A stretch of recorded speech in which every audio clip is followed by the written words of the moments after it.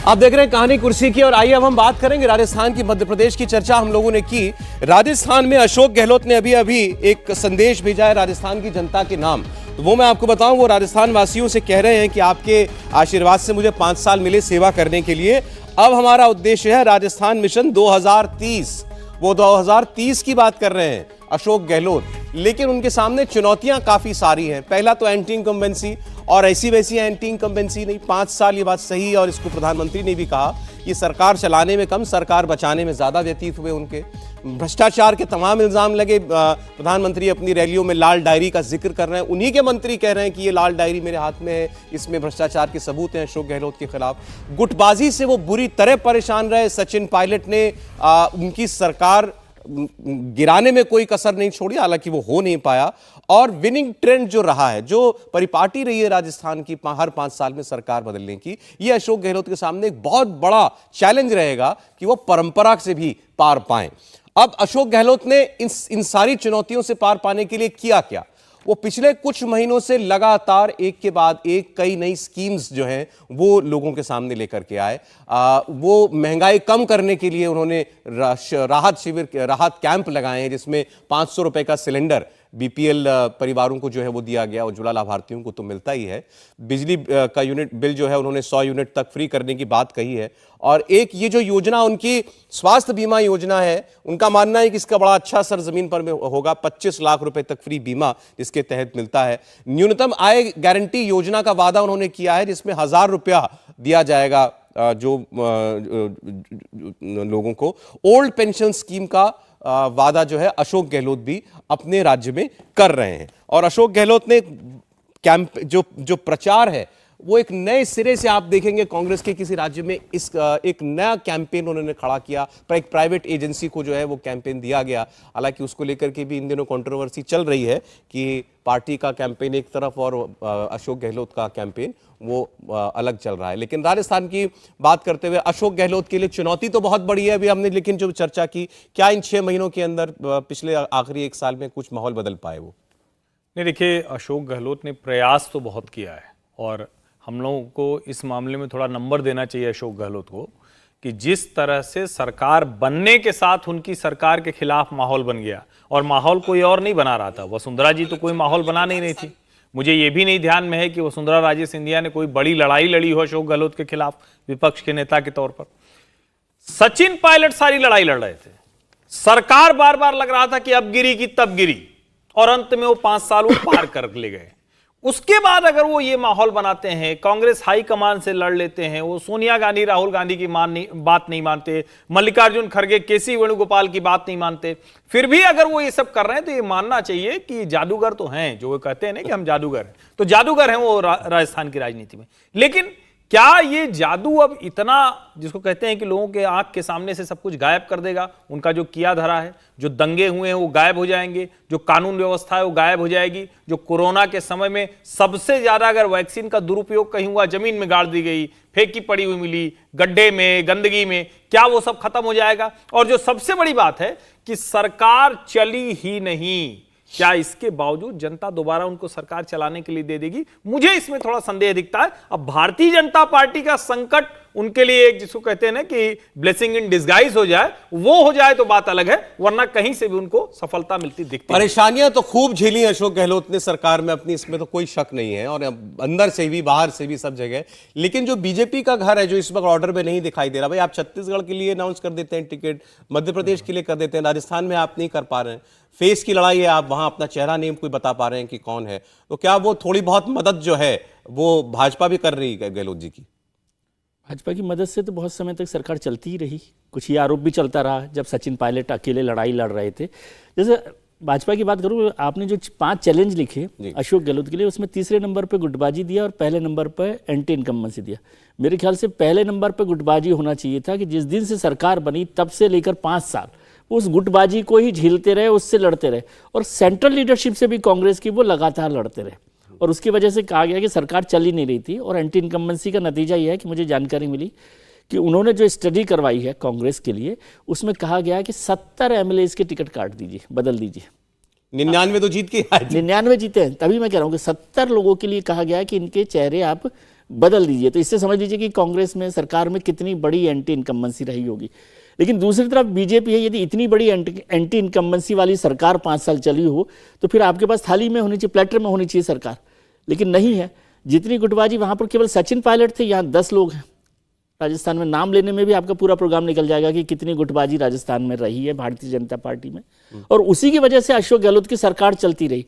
आप सोचिए, मध्य प्रदेश में कमलनाथ की सरकार गिर जाती है, राजस्थान में क्यों नहीं गिरती?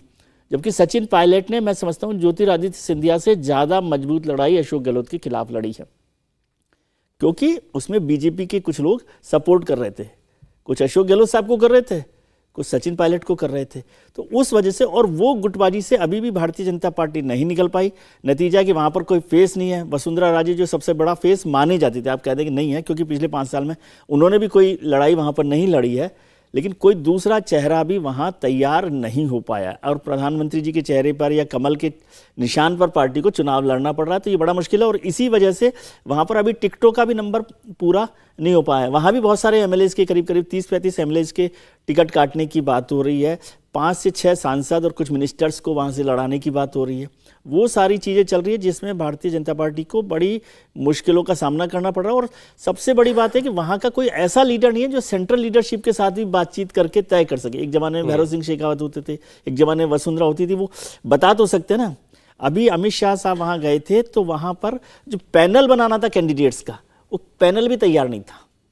अच्छा, तो ये स्थिति में भारतीय जो जनता आपने पार्टी, कहा कि कुछ बड़े चेहरे केंद्र के वो आ सकते हैं, वो भी हम स्क्रीन पर लगातार बता रहे हैं, लेकिन राजस्थान में आप एक रोचक बात है, ये जो विजय जी ने कहा ना कि वो केंद्र से लड़ते रहे, हमने भी कहा, तो देखिए भाजपा और कांग्रेस दोनों के नेता बड़े जबरदस्त हैं वहाँ।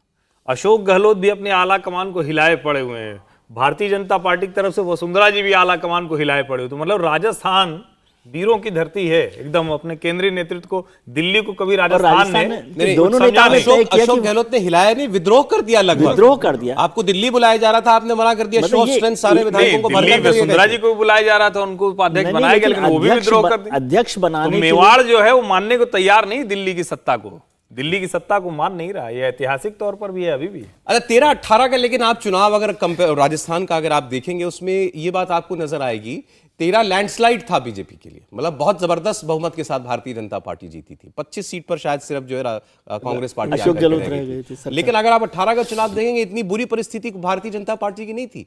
73 और 99 ये आंकड़ा वोटिंग परसेंटेज में तो 1% का भी फर्क नहीं, वोटिंग परसेंटेज में भी अंतर नहीं। उसकी तो एकमात्र वजह नरेंद्र मोदी, 0.5% का फर्क, उसकी एकमात्र वजह अगर कोई थे तो नरेंद्र मोदी थे। चुनाव बहुत खराब था भारतीय जनता पार्टी का। हम लोग तो उस चुनाव में चूंकि उस वक्त घूम रहे थे, वहां इतना खराब था कि राजस्थान के लोग वसुंधरा राजे की लीडरशिप में दोबारा तैयार नहीं थे। और कमाल की बात यह है कि वसुंधरा ने कोई, उनकी सरकार ने काम बहुत खराब नहीं किया था, डेवलपमेंट के काम वगैरह खूब किए थे, लेकिन वसुंधरा राजे लोगों से मिलना जुलना, सामान्य व्यवहार, एक जो कहते हैं ना कि वो नेता मैनेज करती हैं, जनता के चक्कर में नहीं पड़ती हैं, थोड़ा राजशाही वाला मसला है, तो वो एक वजह थी। लेकिन चूंकि नरेंद्र मोदी का चेहरा था, नरेंद्र मोदी का नाम था, तो इस वजह से भारतीय जनता पार्टी लड़ाई में 2018 में तो नरेंद्र मोदी का चेहरा इस बार भी है, और इस बार आपका अगर वो परंपरा देखें तो आपकी बारी भी है सरकार बनाने की। वहां पर पे अशोक गहलोत के सामने सारी चुनौतियां भी हैं, फिर भी हम बात कर रहे हैं कि इतना आसान नहीं होने वाला भाजपा के लिए। आप सहमत हैं? बिल्कुल। देखिए, अशोक गहलोत ने पिछले 4 और 6 महीने के अंदर राजस्थान के अंदर हर वो निर्णय लिया जिससे उनको वोट बैंक फायदा हो सकता था, या हर परिवार में कुछ ना कुछ मिल सकता था। आप देखिए, उन्होंने 21 जिले बना दिए राजस्थान के अंदर, हर महिलाओं के लिए स्कूटी के, बच्चियों के लिए स्कूटी की व्यवस्था करना, मकान बनाने के लिए घर देना, सिलेंडर 400 रुपये में देना, लोन देना, मतलब उन्होंने स्मार्टफोन बांटना, जितना संभव उनके हाथ में हो सकता था उन्होंने इतनी स्कीमें लॉन्च कर दी कि अभी कल ही की खबर थी कि अशोक गहलोत ने जो योजनाएं लॉन्च करी उसके लिए उनको अपने जो इनकम है, जो राज्य की इनकम है उसका 30% खर्च करना पड़ेगा उनको लागू करने के लिए। तो इतना ज़्यादा अशोक गहलोत कर चुके हैं। अशोक गहलोत अभी तक सारी लड़ाई जीतते रहे अपने केंद्रीय नेतृत्व से भी। अब सबसे बड़ी अशोक गहलोत के सामने चुनौती है कि वो टिकट डिस्ट्रीब्यूशन में अपने हिसाब से टिकट बंटवा सके। टिकट डिस्ट्रीब्यूशन में सचिन पायलट ग्रुप, अशोक गहलोत के अंदर जो खींचतान होगी, मुझे ऐसा लग रहा है कि इसी के कारण अभी तक राजस्थान के अंदर भारतीय जनता कांग्रेस के टिकट आमतौर पर आप लोगों से ऐसी बात सवाल में नहीं पूछता, लेकिन राजस्थान में क्योंकि बड़ी क्लियर कट बात होती है, ये इसीलिए सीधे पूछ रहा हूं, बीजेपी जीत रही है राजस्थान यानी?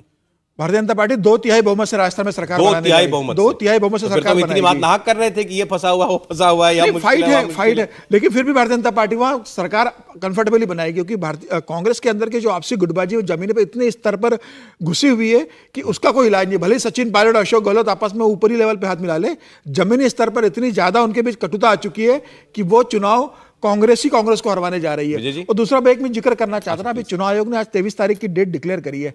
देव उठनी एकादशी है 23 तारीख को। राजस्थान में एक बहुत बड़ा दिन होता है, उस दिन 1 लाख से ज्यादा शादियां राजस्थान के अंदर होती है। और गांव में तो गांव के गांव बारात के लिए दूसरे शहर में जाते हैं। तो ये दिन चुनाव आयोग ने डिसाइड किया। आयोग की नजर में ये बात क्यों नहीं हाँ, आई? तो मुझे ऐसा लग रहा है कि चुनाव आयोग को ये बात जरूर राज्य सरकार अवगत कराएगी, और हो सकता है वो डेट चेंज करे। अगर डेट चेंज नहीं करते तो मुझे लग रहा है वोटिंग परसेंटेज में फर्क पड़ सकता है। देव उठनी एकादश राजस्थान में बड़ा माना जाता है, और कम से कम 1 लाख शादियां उस दिन होती है।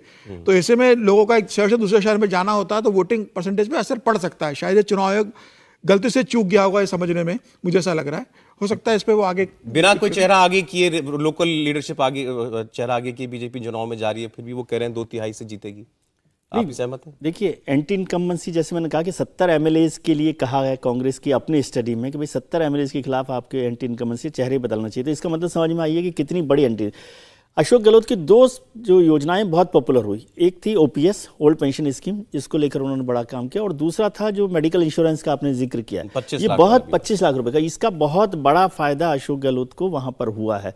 लेकिन एंटी इनकम्बेंसी और गुटबाजी कितना नुकसान करेगी, और जो वोटिंग परसेंटेज जिसका जिक्र हमने किया कि पिछली बार भी नरेंद्र मोदी के चेहरे पर लड़ा गया, 0.5% था वोटिंग डिफरेंस।